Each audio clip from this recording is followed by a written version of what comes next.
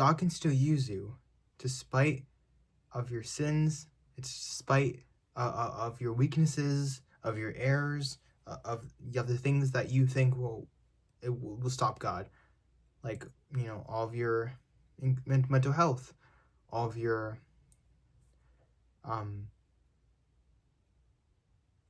physical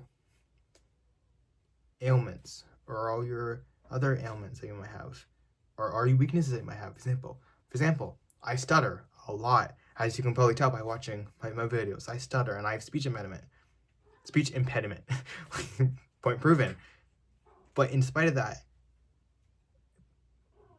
yeah, if God's still using me as part of his plan, it's to preach the gospel, right? For example, in the Bible, Moses himself, he had a speech impediment of some sort, and yet God still used Moses in great and powerful ways. So if Moses stuttered, David struggled with lust, Matthew was a tax collector, was it James doubted? It was Thomas doubted. Sorry, it was Thomas doubted.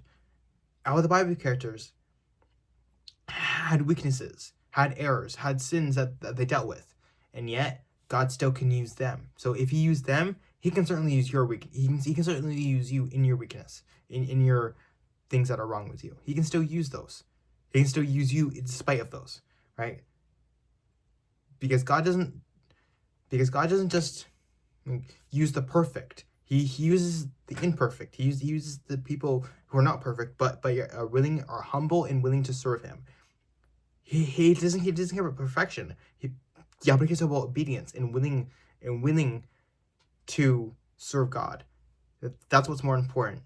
So Jan, so if you struggle with those doubts, if you struggle with God can't use me because I'm too imperfect, don't worry. He can still use you just as much. He can use other people in the Bible who are probably objectively worse off, had worse things wrong with them, but yet he used them, so he can use you too.